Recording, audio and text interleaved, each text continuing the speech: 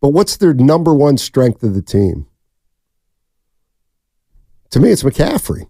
But it starts there, but he said so much, it starts with him, Steiny, but that's why you can kind of do whatever you want, predicated on what the defense is going to do to try to stop him. This is John Lynch. He and Kyle Shanahan talked to the media in the last 2 days down in Orlando, Florida. A lot of noise around Brandon Aiyuk. Here's what John Lynch said. I was just with Mike Tomlin and, at the Michigan Pro Day, and Mike coached me, and so we're very close. And he's like, bro, what's going on? Like, I promise you, we got nothing, and nothing's going on there. We're actively talking with Brandon, trying to figure something out. And, I always talk, we have a good history of working with the guys we want to get done to get something done, and it takes two sides. So can we do that? We'll see.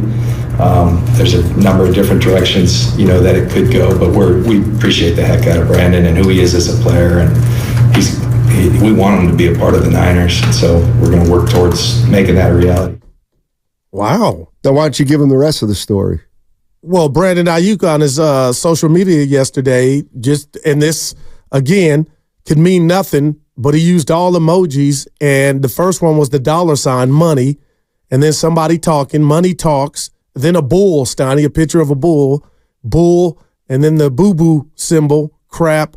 You could use a different word for it, walks. So money talks, BS walks. So I don't know if that's symbolizes what's going on with this, the meetings that they're having or the discussions. But to hear John Lynch have to go to Coach Tomlin to kind of, ask him what's going on, he was playing. And Tomlin said, you know what, we're close. But, Steiny, what I heard out of that is it could go a few ways. We want him here, but it could go a few ways. And Brandon sending that tweet or, putting that on his social media, we'll see. So I just don't envision the biggest year of Brock Purdy's career and his tenure with the Niners, I believe, is on the table. We're about to enter that. How could you not bring back a weapon that is Brandon Aiyuk to make his job easier? We're talking about Brock Purdy. I'm like 1 + 1. Well, the answer would be that we can't pay Deebo Samuel 28 and Aiyuk 25 when we don't emphasize the passing game. When we run the ball most of the time, and then when we throw it to the running back a lot. I think that's really what we're getting at here, isn't it? The 49ers are built on the run, but they right now are in the process of having to pay 2 wide receivers. And you paid one already, and now we're talking about one. I'll ask you. But if they paid the wrong one, then sign Aiyuk and move Deebo. Like, what if you have to take one or the other? What if you can't have them both? And that's why I said no shade to Deebo, Steiny, especially with the autograph thing.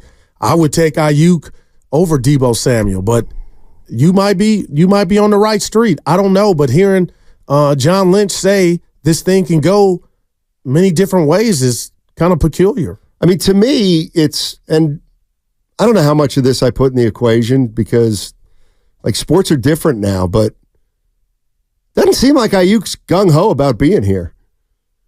Well, what? I'm going to say it does. I'll say it again. It doesn't sound like Brandon Aiyuk is gung-ho about being with the 49ers. Now, that's interesting. Now I'll ask you why. So he needs 26.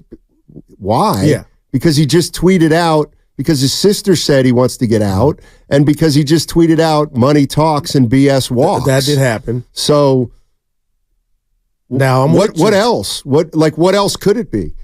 He's not gung-ho to be a Niner unless he gets paid. Well, until he gets paid. Yeah, he wants his money. Okay. Then he's okay with being a Niner. Okay. Well, because we saw this with Deebo. What if we can't give him his money? Social. What if we can't give him as much money as he wants? Then we're talking about a scenario to where he's not on the 49ers, and I think that would be, man. I guess what I don't know is how big of an issue is this, or is it no issue at all? I don't know. Yeah. But I'll tell you what. If I wouldn't be crazy about the way Brandon Aiyuk's handled the offseason. I don't know if it's enough to say we know he doesn't want to be here, so let's move him. See, I don't think it's there. And I've learned my lesson from the Deebo how that whole thing went down with him scrubbing his social. And at the end of the day, it was about, how much am I worth? What is my value? Meet my criteria, and it's all good. And it had been. And I will say that was an odd tweet or, what he put up on his social. And that just tells me right now, Steiny, whatever they're offering him or they're engaged in talks, he's not feeling it. But it's not done. Evan, real quick. 49ers 11.5. Would you go over or under? I think that's a really tough number. Wow. I would probably lean towards 11 wins as opposed to 12, just because they had a really good season last year and they still went 12-5. Right. And I think actually the odds are a little juiced on if you took the over. Like it's minus 150 for under 11.5 and plus 120 for over. That's probably how I'd lean. Say that again. So the odds are juiced. Like the favorite is for them to lean under 11.5. Oh, okay. Gotcha. So you win a little more money if you bet the under than the over. No. You'd win more money if you bet the over. Oh, you bet. That's right. Huh. So from that perspective, it could be a good bet. If you feel it. 12-5, it's not easy. Especially because they lost their last game of the regular season, right? Because it didn't matter. Yeah, and they had the 3-game losing streak when Brock got hurt. But again, you're right. It starts with health. But, Steiny, you just got me thinking about Brandon Aiyuk, and we got Kyle who ran into the receiver Aiyuk in the same hotel in Mexico, said they talked. But you got me thinking now, hearing that. Can we hear that sound one more time, Evan? I can do it. It's kind of okay. I didn't know. I can do it. It's kind of cryptic. Like we want him here, but this thing could go a few different ways. I don't know. That's where Joe Lacob would say it's called a negotiation. I was just with Mike Tomlin, and at the Michigan Pro Day, and Mike coached me, and so we're very close. And he's like, "Bro, what's going on?" Like I promise you, we got nothing.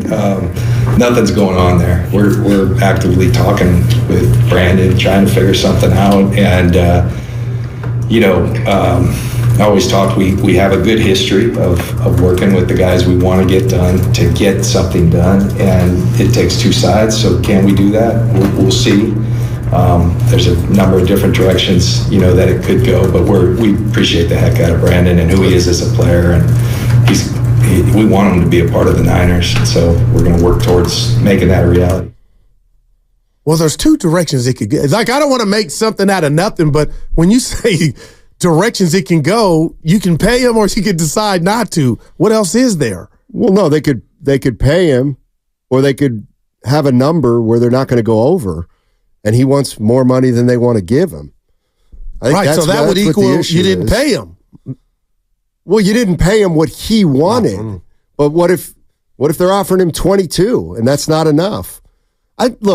Sometimes I think that we just, I don't know, it's more simple than we think. Maybe Aiyuk knows. Never going to put up great numbers in this system. As long as Debo's here, and McCaffrey's here, and Kittle's here. Well, what would you consider great numbers? Like Justin Jefferson type numbers?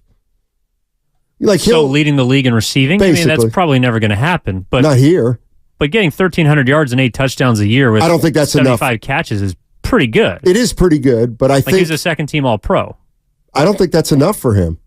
I think he wants more. I think he wants a bigger role. I really do.